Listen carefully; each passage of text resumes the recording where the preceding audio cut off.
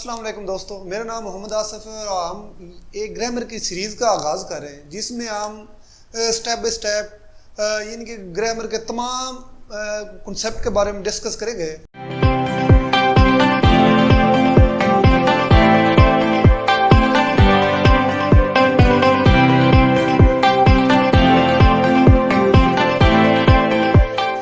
First of all हम अपनी series का आगाज़ जो कर रहे हैं वो हम टेंसेस से कर रहे हैं। टेंसेस के हवाले से बात करते हुए हम पहले इस बात पर यानी इसको एक्सप्लेन करते हैं कि टेंसेस होते क्या हैं। फर्स्ट ऑफ ऑल हम बात करते हैं कि टेंस क्या है।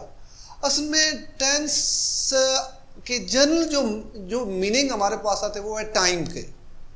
अगर हम टाइम के हवाले से बात करें तो हमारे पास टाइम इसे हम तीन कैटेगरी में तकसीम करेंगे। वक़्त को हम जितना भी डिवाइड कर ले, इसकी हमारे पास जो मेन इकसाम आती है वो तीन ही आती हैं। या तो वक़्त प्रेजेंट में हो सकता है, या पास्ट में हो सकता है, या फ्यूचर में हो सकता है। अगर हम बात करें तो प्रेजेंट क्या है? प्रेजेंट मौजूदा वक़्त को कहते हैं। मौजूदा वक़्त में जो काम हो रहा होता है, जो एक्टिविटीज़ मौजूदा वक़्त में हो रही होती है, उसे हम डिस्कस करने के लिए या बयान करने के लिए हम प्रेजेंट को यूज़ करते हैं। और अगर जो काम हो गया हो, गुजर गया हो जो वक़्त, उसे हम पास्ट कहते हैं। और जो वक़्त आने वाला है उसे हम फ्यूचर कहते हैं। अगर हम बात करें एक मिसाल से इसकी वजाहत करते हैं। अगर मैं कहता हूँ कि मैंने इम्तिहान दिया तो ये बात पास्ट की हो जाएगी कि ये वक़्त गुजर गया। कब दिया? ये टाइम गुजरे वक़्त को ये बात यानी कि वजाहत कर रही है। अगर मैं यानी कि ये बात करता हूँ कि मैं इम्तिहान देता हूँ, उसका मतलब है कि ये आपकी बात है, ये प्रेजेंट टाइम के। अगर मैं कहूँ कि मैं इम्तिहान दूंगा तो ये बात फ्यूचर में चली जाएगी, ये आने वाले वक्त में बात होगी। आगे हम हार्ड टेंस को मज़ीद 4 कैटेगरीज में तकसीम करते हैं, जिनको हम अगर बयान करें तो हमारे पास आ जाता है इनडेफिनेट, कंटिन्यूस, परफेक्ट, आगे जाता है परफेक्ट कंटिन्यूस। आगे हम टेंस के हवाले से जब हम इसका सेंटेंस स्ट्रक्चर जब हम डिस्कस करते हैं तो हमारे पास इसके सेंटेंस स्ट्रक्चर में जो मेन 3 यानी कि वर्ड्स है उन पर यानी उनको हम फर्दर यानी एक्सप्लेन कर लेते हैं। फर्स्ट ऑफ ऑल हमारे पास जो इसमें आता है सब्जेक्ट। सब्जेक्ट क्या होता है? सब्जेक्ट के हवाले से हम बात करते हैं कि सब्जेक्ट एक्शन डूअर को कहते हैं, काम करने वालों को कहते हैं। अगर मैं इधर आपको टीच कर रहा हूँ, यानी कि अगर मैं पढ़ा रहा हूँ तो इधर मैं सब्जेक्ट हूँ क्योंकि मैं एक्शन डूअर हूँ, मैं काम करने वाला हूँ। अगर दूसरी हमारे पास जो वर्ड है वो हमारे पास आता है वर्ब। वर्ब बेसिकली काम को कहते हैं। अगर मैं अगर पढ़ा रहा हूँ तो ये जो टीचिंग है, ये मैं आपको टीच कर रहा हूँ, ये टीचिंग वर्ड है, ये हमारे पास वर्ब है। मसलन हम अलॉट ऑफ एक्शन करते हैं, सुबह से लेकर शाम तक हम बहुत सारे एक्शन करते हैं। सोना, जागना, खाना पीना, आना जाना, ये सारे एक्शन हैं। अगर हम जो हमारे पास जो लास्ट वर्ड है वो हमारे पास है ऑब्जेक्ट। ऑब्जेक्ट यानी कि वो वर्ड होता है जिस पर काम हो रहा है। अगर मैं पढ़ाने का काम कर रहा हूँ या लिखने का काम कर रहा हूँ तो मैं वाइट बोर्ड पर लिखने का काम कर रहा हूँ, तो इधर वाइट बोर्ड जो हमारे पास है ये हमारे पास ऑब्जेक्ट। आगे हम इसको यानी कि फर्दर एक्सप्लेन करते हैं। चलो दोस्तों, हम प्रेजेंट इंडेफिनेट के हवाले से बात करते हैं। तो फर्स्ट ऑफ ऑल हम बात करते हैं कि प्रेजेंट इंडेफिनेट है क्या। प्रेजेंट के मानी होते हैं मौजूदा के, इनडेफिनेट के मानी होते हैं गैर मुतय्यन शुदा वक़्त। वो काम जो मौजूदा वक्त में हो रहा हो उसको जब हम एक्सप्लेन करते हैं या उसकी वजाहत करते हैं तो उसके लिए हम जो टेंस इस्तेमाल करते हैं वो हम प्रेजेंट इंडेफिनेट को यूज़ करते हैं। तो प्रेजेंट इंडेफिनेट को हम उर्दू के हवाले से इसकी शनाख्त इसको हम 2 हिस्सों में तकसीम किया है। इन उर्दू फ़िक्रों के आखिर पर 2 किस्म की आपको निशानियों का ये सामना करना पड़ेगा। या तो फ़िक्र के एंड पर आएगा ता है, ती है, या फ़िक्र के एंड पर आएगा ता हूँ, ती हूँ, ते हो, ती हो, ते हैं या ती हैं। ये हम सादा फ़िक्रों की बात कर रहे हैं। तो अगर फ़िक्र के एंड पर आ जाता है ता है, ती है, तो इसके लिए हमारे पास जो फार्मूला होगा, सबसे पहले हम सब्जेक्ट लगाएंगे, उसके बाद हम वर्ब की फर्स्ट फॉर्म के साथ एस या ई एस का इजाफा करेंगे, इसके बाद हम ऑब्जेक्ट लगाएंगे। और इसके लिए हमारे पास जो सब्जेक्ट आएगा वो या तो ही होगा, शी होगा, इट, या कोई सिंगुलर नाउन होगा। इसके बाद हम बात कर लेते हैं इसकी दूसरी पहचान के हवाले से। अगर फ़िक्रों के एंड पर इन लफ्ज़ों में से कोई लफ्ज़ आ जाए तो इसके लिए हमारे पास जो फार्मूला आएगा, सबसे पहले हम सब्जेक्ट लगाएंगे, सब्जेक्ट की फर्स्ट फॉर्म के साथ हम एस नहीं इस्तेमाल करेंगे जब फिक्रों के एंड पर ये यानी इन लफ्ज़ों में कोई लफ्ज़ आ जाए। इसके बाद हम एंड पर ऑब्जेक्ट लगाएंगे और इसके लिए हम जो सब्जेक्ट इस्तेमाल करेंगे वो हमारे पास आएगा आई आएगा, वी आएगा, यू आएगा, दे आएगा या कोई इनके प्लूरल नाउन आएगा। आगे हम फिक्रों पे बात कर लेते हैं। वो खाना खाती है, तो फिक्रे के एंड पर अगर हम फिक्रों को मीन लगाते हैं तो वो हमारे पास यानी कि शी है। She Yeats food. और फिक्रे को हम देखें तो फिक्रे के एंड पर आ रहा है ती है, तो हम ऊपर बात कर चुके हैं कि अगर फिक्रे के एंड पर आ जाता है ती है तो हम वर्ब के साथ सब्जेक्ट के बाद जो वर्ब आएगा उसके साथ हम एस का इजाफा करेंगे। She Yeats food. आगे हम इस फिक्रे के बारे में बात कर लेते हैं कि वो गाड़ी चलाता है, तो ही ड्राइव्स कार। तो इस फिक्रे के एंड पर भी यानी कि वर्ब के एंड पर ऐसा आ रहा है।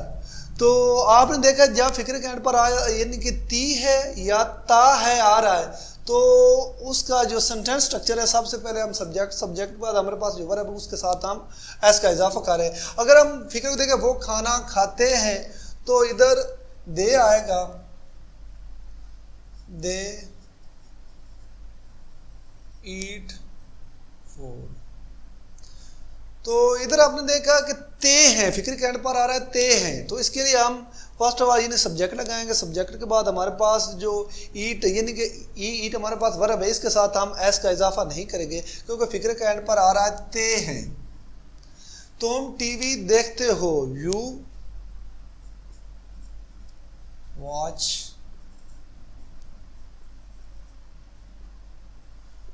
तो इधर फिक्रे के एंड पर आ रहा है ते हो, तो इधर हम सब्जेक्ट लगाएंगे यू वॉच टीवी, तो इधर हम यानी कि वर्ब के साथ एस का इजाफा नहीं करेंगे।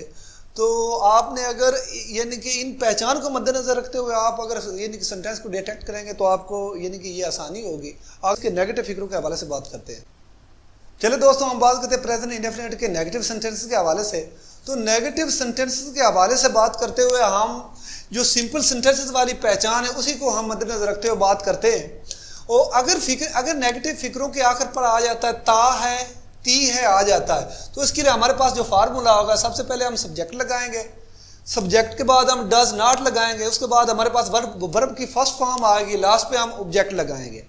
अगर नेगेटिव फिक्रों के एंड पर आ जाता है ता हूं, ती हूं, ते हो या ती हो या ते हैं या ती हैं, इन फिक्रों में यानी इन लफ्जों में नेगेटिव सेंटेंसेस के आखिर पर कोई लफ्ज अगर आ जाता है तो इसके लिए हमारे पास जो फार्मूला होगा वो सबसे पहले हम सब्जेक्ट लगाएंगे, सब्जेक्ट के बाद हम डू नॉट लगाएंगे, वर्ब की फर्स्ट फॉर्म और लास्ट पे हम ऑब्जेक्ट लगाएंगे। याद रखा नेगेटिव फिक्रों में ये चीज़ याद रखें कि वर्ब की फर्स्ट फॉर्म के साथ हम एस या एस का इजाफा नहीं करते। तो आगे हम फिक्र देखते हैं। वो खाना नहीं खाती है, तो शी डज नॉट आएगा, ईट फूड। ये इधर देखें, अगर हम बात करते हैं वो खाना नहीं खाती है तो हमारे पास फिक्र के एंड पर आ रहा है ती है आ रहा है, फिक्रा नेगेटिव का है। अगर देखिए शी यानी इधर हमारे पास यानी कि सब्जेक्ट है, हमने बात की कि अगर फिक्र के एंड पर आया था ता है या ती है, फिक्र के एंड पर आ रहा है ती है। अगर फिक्र के एंड पर आ रहा है ती है तो हम सब्जेक्ट के बाद क्या लगाते हैं, फार्मूला के मद्देनजर रखते हुए हम डज नॉट लगाते हैं। अगर फिक्र के एंड पर आ जाता है वो गाड़ी नहीं चलाता है तो ही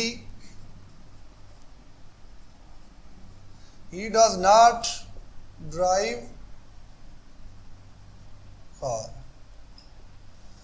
तो दोस्तों आपने देखा वो गाड़ी नहीं चलाता है तो फिक्रे के एंड पर आ रहा है ता है। अगर फिक्रे के एंड पर आ रहा है ता है या ती है, इन निशानियों में से आ रहा है, फिक्रे एंड पर कोई निशानी आ रही है तो हम सब्जेक्ट के बाद डज नॉट लगाएंगे, डज नॉट के बाद वर्ब की फर्स्ट फॉर्म के बाद हम ऑब्जेक्ट लगाएंगे। अगर हमारे पास फिक्रा है वो खाना नहीं खाते हैं तो दे, या हमारे पास वो की इंग्लिश ज्यादा के लिए दे आएगी, they do not eat food. ये आपने देखा वो खाना नहीं खाते हैं, तो फिक्रे के एंड पर आ रहा है ते हैं। अगर फिक्रे के एंड पर ते हैं आ रहा है तो हम क्या करेंगे, सब्जेक्ट के बाद हम डू नॉट लगाएंगे और आगे हम वर्ब की फर्स्ट फॉर्म और लास्ट में हम ऑब्जेक्ट लगाएंगे। अगर ये देखें औरतें कपड़े नहीं खरीदती हैं तो वो man do not buy clothes. ये वो यानी एंड पर आ रहा है ती हैं, तो इधर हम वो मैन डू नॉट, इधर हम यानी सब्जेक्ट के बाद डू नॉट का इजाफा करेंगे, लास्ट पे हम डू नॉट के बाद हम वर्ब की फर्स्ट फॉर्म लगाएंगे, फर्स्ट फॉर्म के बाद हम यानी कि ऑब्जेक्ट लगाएंगे। ये तो बात होगी नेगेटिव सेंटेंस के हवाले से। आगे हम नेक्स्ट इसके इंटरोगेटिव के सेंटेंस के हवाले से बात करते हैं।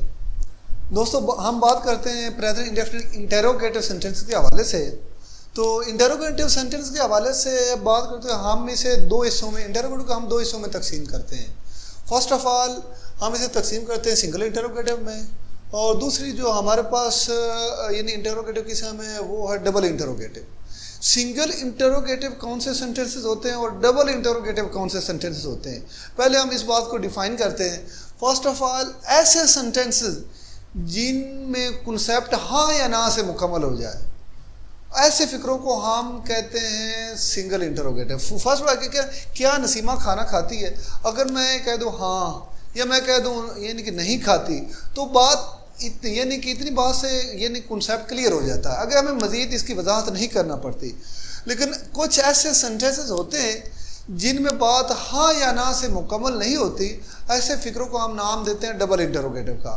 फ़र्ज़ किया मैं कहता हूँ कि वो खाना कब खाती है, तो अगर मैं कह दूँ हाँ या ना तो कॉन्सेप्ट क्लियर नहीं होगा, इसमें हमें कोई ना कोई रीज़न बताना पड़ेगी। फर्स्ट ऑफ ऑल हम बात करते हैं सिंगल इंटरोगेटिव के हवाले से। तो सिंगल इंटरोगेटिव के हवाले से हम बात करते हैं, पहले इसका फार्मूला डिस्कस करते हैं। आपने पहले वाली वो आपको पहचान याद है कि जिन फिक्रों में ता है ती है आता है, या दूसरी पहचान जो हमने बताई थी, तो उसको मद्देनज़र रखते हुए अगर हम देखें तो डू डज को सब्जेक्ट से पहले ले आएंगे, उसके बाद हम सब्जेक्ट लगाएंगे, वर्ब की फर्स्ट फॉर्म लास्ट पे हम ऑब्जेक्ट लगाएंगे। और अगर मैं फिक्र देता हूँ क्या नसीमा खाना खाती है, तो सबसे पहले हमारे पास आएगा डज नसीमा। डज के बाद आएगा हमारे पास सब्जेक्ट आएगा, डज नसीमा ईट फूड। आगे मगर क्या वो गाड़ी चलाता है, ये दोनों फिक्रे आप देखें एंड पर ती है आ रहा है और इधर आ रहा है ता है। हमने आपको बताया था कि जहाँ फिक्रे में ती है या ता है से फिक्रा एंड होता है, चाहे वो सवालिया का हो, चाहे वो सिंपल हो, चाहे वो नेगेटिव हो। तो हमने आपको बताया था अगर नेगेटिव हो तो सब्जेक्ट के बाद डज आना है, अगर हमारे पास यानी इंटरोगेटिव हो तो डज को हम सब्जेक्ट के शुरू में ले आएंगे। जैसे क्या वो गाड़ी चलाता है, डज ही ड्राइव कार। अगर क्या औरतें कपड़े खरीदती हैं, तो इधर अगर हम यानी कि ये देखते हैं क्या औरतें कपड़े खरीदती हैं, तो एंड पर हमारे पास ती हैं आ रहा है। तो इसमें हम क्या करेंगे, इसमें ती हैं आ रहा है तो हम शुरू में डू को ले आए, क्योंकि जो हमारे पास सब्जेक्ट है वो प्लूरल ना यानी कि प्लूरल है। डू वोमेन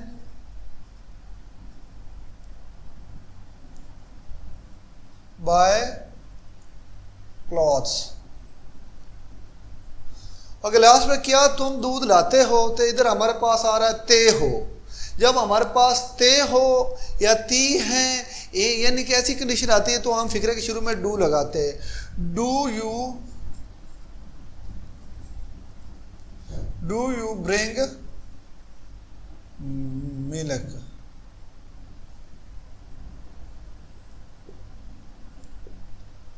अगली बात हम करते हैं यानी कि डबल इंटरोगेटिव के हवाले से। तो डबल इंटरोगेटिव ऐसे सेंटेंसेस होते हैं जिनमें हमारी बात या हमारा जो कॉन्सेप्ट है वो हम हाँ या ना से क्लियर नहीं कर पाते। इनको बयान करने के लिए हमें कोई ना कोई रीज़न लाजमी बताना पड़ती है। फ़र्ज़ किया वो कहता है कि वो खाना कब खाती है, तो इसमें हम बात को हाँ या ना से यानी कि मुकम्मल नहीं कर सकते, इसमें हमें कोई ना कोई रीज़न लाजमी बताना पड़ती है, वरना कॉन्सेप्ट क्लियर नहीं होता। तो इनके बनाने के लिए हमारे पास इसका जो स्ट्रक्चर फार्मूला है वो क्या होगा।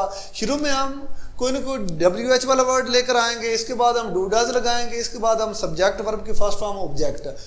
WH वाले फिक्रे यानी कौन से होते हैं, कब, व्हेन, कब, वाई, क्यों, वेयर, कहाँ, हूँ, कौन, हाउ, कैसे।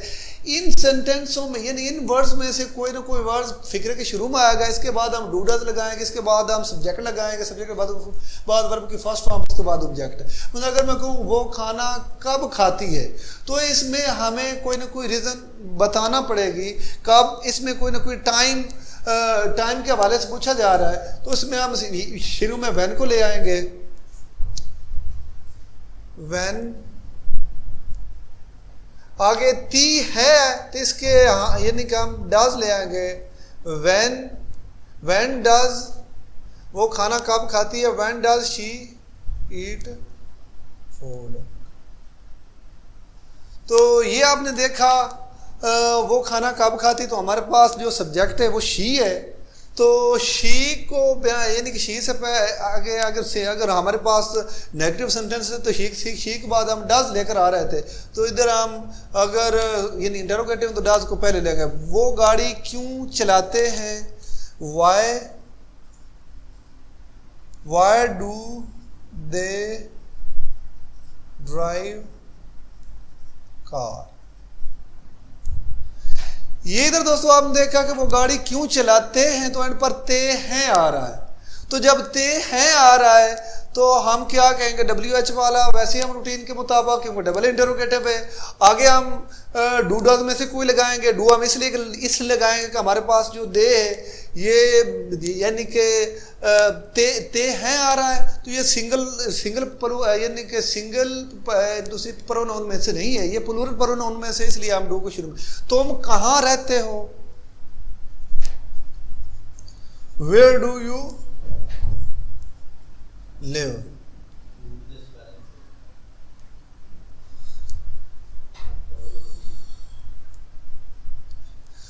तुम कहाँ रहते हो, तो वेयर डू यू लिव। तो ये बात यानी आपने यानी कि ते हो एंड पर आ रहा है, तो इसलिए हम यू से आगे अगर नेगेटिव सेंटेंस हो तो यू के बाद हम डू, अगर इंटरोगेटिव है तो यू से पहले हम डू को ले आएंगे। आगे हम बात करते हैं इसके यानी कि यूजेस के बारे में कि प्रेजेंट इंडेफिनिट कहाँ कहाँ इस्तेमाल होता है। दोस्तों अब हम बात करते हैं प्रेजेंट इंडेफिनिट के इस्तेमाल के बारे में कि प्रेजेंट इंडेफिनिट को हम कहाँ कहाँ इस्तेमाल करेंगे। मोस्ट ऑफ स्टूडेंट जो यानी कि इम्तिहान के लिए तैयारी कर रहे हैं या PPSC के लिए भी तैयारी कर रहे हैं, तो उनके लिए भी ये चीज़ें काफ़ी हेल्पफुल होंगी। इसमें हम बात करते हैं, सबसे पहले प्रेजेंट इंडेफिनिट हमेशा परमानेंट सिचुएशन को बयान करता है। फर्ज किया अगर मैं कहता हूँ कि वो लाहौर में रहता है, तो it is not a temporary situation, यानी कि मोर और less it is a permanent situation. यानी कि वो लाहौर में रहता है, तो इसका मतलब ये नहीं कि वो एक दिन के लिए या कुछ दिन के लिए या कोई टेम्परेरी सिचुएशन, ये उसकी परमानेंट सिचुएशन है। किसी न किसी लिहाज से इसमें परमानेंसी पाई जा रही है, ये एक परमानेंट यानी सिचुएशन है। अगर मैं कहूँ हम बैंक में काम करते हैं, तो वो वर्क एट अ बैंक, यानी इससे मुराद है कि हम बैंक में काम करते हैं। It is a job, it is not a temporary work. ये एक उसकी जॉब है, ये एक परमानेंट सिचुएशन है। तो इसलिए हम इसको परमानेंट सिचुएशन को डिस्कस करने के लिए हम प्रेजेंट इंडेफिनिट इस्तेमाल करते हैं। इसके बाद हम बात कर लेते हैं रूटीन के हवाले से। प्रेजेंट इंडेफिनिट मोस्टली रूटीन को डिस्कस करने के लिए भी इस्तेमाल होता है। जैसे मैं 6 बजे उठता हूँ, आई वेक अप एट 6 o'clock, या हाँ वो हमेशा दोपहर को खाना खाता है, वो हमेशा दोपहर को खाना खाता है। ही always Yeats food at noon. या तुम रोज़ाना गेम खेलते हो। एक रेगुलर रूटीन की बात करें तो यू प्ले गेम यानी एवरीडे। यानी रूटीन और रेगुलर कंडीशन को बयान करने के लिए हम प्रेजेंट इंडेफिनिट को इस्तेमाल करेंगे। आगे हम बात कर लेते हैं फैक्ट्स के हवाले से। प्रेजेंट इंडेफिनिट मोस्टली जो फैक्ट्स होते हैं, जो अल्टीमेट ट्रूथ होते हैं, उनको बयान करने के लिए भी हम प्रेजेंट इंडेफिनिट इस्तेमाल करते हैं। जैसे हम बात करें सूरज मशरक़ से निकलता है, तो ये तो एक फैक्ट्स है, ये एक सच्चाई है, आज भी निकल रहा है, पहले भी। यानी कि एक यानी कि ऐसा काम है जो यानी कि एक अल्टीमेट ट्रूथ है। तो इसको बयान करने के लिए भी हम यानी प्रेजेंट इंडेफिनिट इस्तेमाल करते हैं। The sun rises in the east. तो जितने भी फैक्ट्स हैं ये हमेशा प्रेजेंट में ही बयान किए जाते हैं। वो उर्दू बोलती है, शी स्पीक्स उर्दू, यानी वही बात है, ये उसकी लैंग्वेज है, ये उसकी ज़बान है। तो यानी इसको हम बयान करेंगे, यानी प्रेजेंट भी बयान करेंगे आगे। मोस्ट ऑफ जो स्टेटिव वर्ब होती हैं ना, उनको बयान करने के लिए हम प्रेजेंट इंडेफिनिट का ही इस्तेमाल करते हैं। जैसे उनमें आ जाती है emotions, feelings, thought, opinion, senses वगैरह। ये स्टेटिव वर्ब वो होती हैं। एक होती है एक्शन वर्ब। एक्शन वर्ब वो होती हैं जिनमें कोई सब्जेक्ट कोई एक्शन करता है। अगर मैं कहता हूँ कि वो खाना खाता है, तो ये एक एक्शन है। अगर मैं कहता हूँ कि वो सोचता है, तो ये उसकी एक स्टेट ऑफ माइंड, ये उसकी माइंड की एक स्टेट है। अगर मैं कहता हूँ कि वो बुरा महसूस करती है, तो ये भी उसकी माइंड की स्टेट है। और स्टेटिव वर्ब को बयान करने के लिए हम मोस्टली प्रेजेंट इंडेफिनिट को यूज़ करते हैं। जैसे मैं कहूँ कि वो अपनी मॉम से मोहब्बत करता है, ही लव्स हिज मॉम, या इसे हम कंटिन्यूस वगैरह में बयान नहीं कर सकते, क्योंकि अगर अगर मैं कहूँ तो वो अपनी मॉम से मोहब्बत कर रहा है, तो ये नहीं कि ये ऑड सा हो जाता है। अगर वो बुरा महसूस करते हैं, दे फील बैड। ये तो दोस्तों वही बात प्रेजेंट इंडेफिनिट के हवाले से आपको हमने ये नहीं कि ये इसके मोटे मोटे ये नहीं कॉन्सेप्ट क्लियर किए हैं। तो अगर दोस्तों आपने इसमें कुछ चीज़ लर्न की है, तो इसे लाइक भी कीजिए और शेयर भी कीजिए। Thank you, all the best.